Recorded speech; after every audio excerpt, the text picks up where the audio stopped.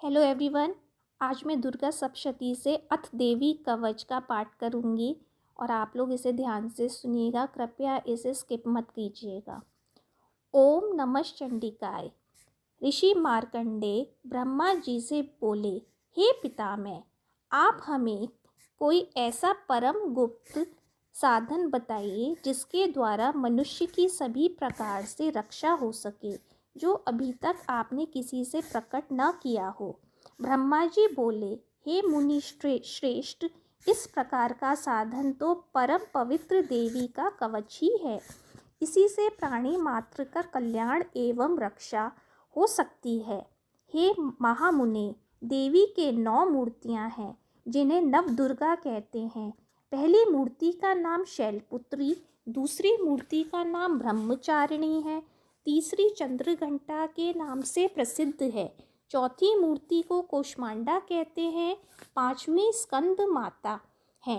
देवी के छठे स्वरूप को कात्यायनी कहते हैं, सातवीं कालरात्रि और आठवां रूप महागौरी के नाम से प्रसिद्ध है तथा नवी का नाम सिद्धिदात्री है।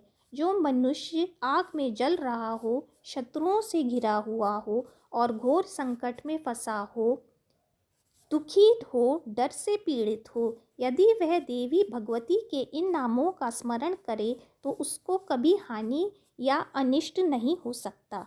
देवी भगवती स्वयं उसकी रक्षा करती हैं। उसे किसी प्रकार का दुख, भय अथवा शोक नहीं होता। जो मनुष्य भक्ति पूर्वक देवी का स्मरण करते हैं उनकी निस्संदेह उन्नति होती है। चामुंडा देवी प्रेत पर, वाराही भैंसे पर, ऐंद्री हाथी पर, वैष्णवी गरुड़ पर, माहेश्वरी बैल पर, कौमारी मोर पर, हाथ में कमल को धारण किए लक्ष्मी कमल के आसन पर, श्वेत रूपा देवी ईश्वरी वृषभ पर, सभी प्रकार के आभूषणों से युक्त ब्राह्मी हंस पर आरूढ़ हैं।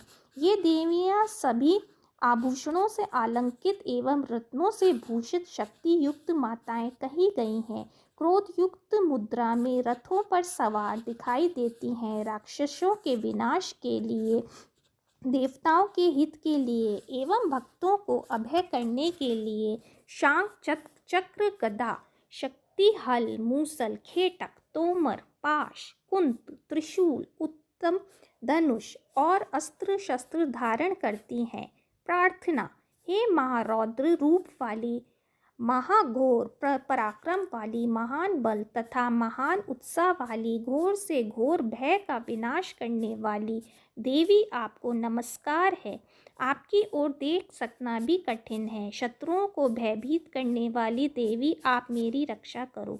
पूर्व में ऐंद्री, आग्नेय कोण में अग्नि शक्ति, दक्षिण में वाराही, नैत्य कोण में खड्ग धारिणी देवी मेरी रक्षा करे। पश्चिम में वारुणी, वायव्य में मृगवाहिनी, उत्तर में कौमारी, ईशान में शूल धारिणी, ऊपर ब्रह्माणी एवं नीचे वैष्णवी देवी रक्षा करें।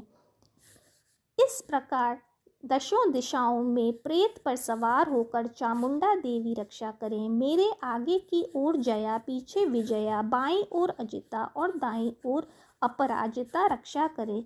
उद्योतनी शिखा की, उमा मस्तक की, मालाधारी ललाट की, यशस्विनी भौहों की, भौहों के मध्य की, त्रिनेत्रा, नथुनों की यम घंटा, नेत्रों के मध्य में शंखिनी, कानों की द्वारवासिनी, कपोलों की कालिका, कर्णमूलों की शांकरी, नासिका की सुगंधा, ऊपर के होठ की चर्चिका, नीचे के होठ की अमृत कला एवं जिह्वा की सरस्वती रक्षा करें।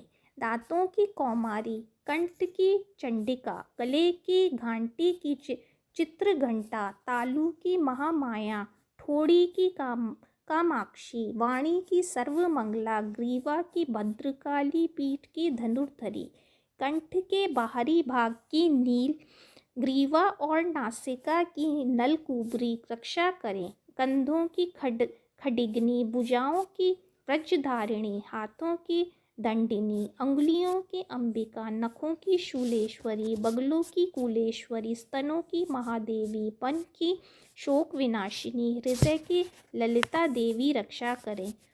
उदर की शूलधारिणी, नाभि की कामिनी, गुत्स्थान की गुहेश्वरी, लिंग की पूतना और कामिका, गुदा की महिष वाहिनी रक्षा करें। कटी की भगवती, घुटनों की विंध्यवासिनी, जंघाओं की सर्व कार्य सिद्ध करने वाली महाबला रक्षा करें। एड़ियों की नरसिंगिनी, पैरों के ऊपरी भाग की तेजसी, पैरों की अंगुलियों की श्री, पैरों के नीचे की पाताल वासिनी, पैरों के नखों की दृष्टा कराली और केशों की उद्धर्व केश की रक्षा करें।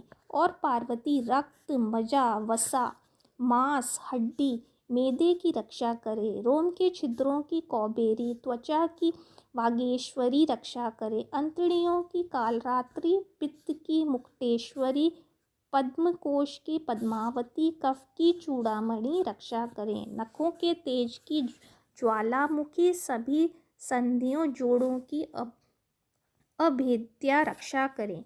मेरे वीर्य की ब्रह्माणी, छाया की छत्रेश्वरी रक्षा करें। मेरे पन, बुद्धि और अहंकार की धर्मधारिणी, मेरे प्राण, अपान, व्यान, उदान और समान पांचों वायु की वज्रहस्ता रक्षा करें। रस, रूप, गंध, स्पर्श और शब्द के अनुभव की योगिनी, सतोगुण, रजोगुण, तमोगुण की नारायणी तथा सदा रक्षा करें। वाराही, आयु की धर्म की वैष्णवी, यश एवं कीर्ति की लक्ष्मी तथा धन विद्या की चक्रिणी रक्षा करें। इंद्राणी, गोत्र की चंडिका, पशुओं की महालक्ष्मी, पुत्रों की भैरवी, भार्या की रक्षा करे। सुपथा, पथ की क्षेमकरी, मार्ग की रक्षा करें। महालक्ष्मी, राजा के दरबार में रक्षा करें एवं विजया, सभी दिशाओं में रक्षा करें। और जो भी स्थान कवच में नहीं आए और अरक्षित हैं, उन स्थानों की पापनाशिनी जयंती देवी रक्षा करें। जो मनुष्य अपना कल्याण चाहे तो वह कवच के बिना एक पग न चले। जो मनुष्य देवी का स्मरण करता हुआ जहाँ विचरण करता है, वहाँ उसे धन, लाभ एवं विजय प्राप्त होती है। और वह मनुष्य जिस कार्य की सिद्धि करना चाहता है, वह निश्चित ही कर पाता है। उस कार्य में उसे सफलता प्राप्त होती है और इसी जन्म में ऐश्वर्य एवं अतुल संपत्ति प्राप्त होती है। वह मनुष्य युद्ध भूमि में शत्रुओं को पराजित करके निर्भय हो जाता है और तीनों लोकों में पूज्य होता है। देवी का यह कवच देवताओं को भी दुर्लभ है।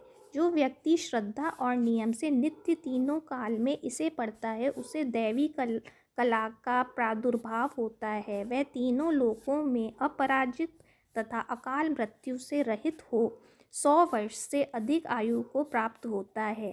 फोड़े, फुंसी, चेचक, कोढ़ आदि सब व्याधियाँ नष्ट हो जाती हैं। भांग, अफीम आदि के स्थावर विष, बिच्छू और सर्प आदि के जंगम विष से और तेल आदि के कृत्रिम विष सभी निवृत्त हो जाते हैं। पृथ्वी पर मंत्र, यंत्र, कवचाव्रत पुरुष को देखते ही निष्क्रिय हो जाते हैं।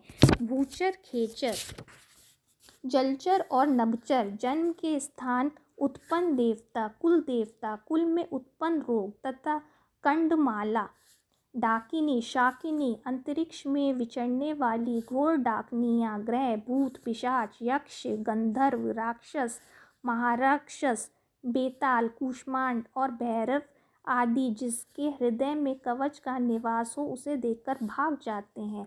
उससे सम्मान और उन्नति की प्राप्ति होती है। यह कवच राजसी तेज को बढ़ाने वाला है। जो मनुष्य कवच का पाठ करके सप्तशती का पाठ करता है, पृथ्वी पर उसका यश बढ़ता है।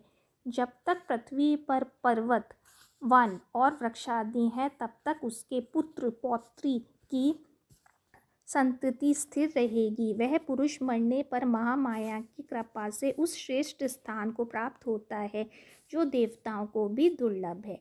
वह सुंदर दिव्य रूप को धारण करता है और कल्याणमय शिव के साथ आनंद का भागी होता है। इति देवी कवच संपूर्ण। धन्यवाद। कृपया करके मेरे इस प्रयास को सफल बनाएं। Thank you. Bye bye.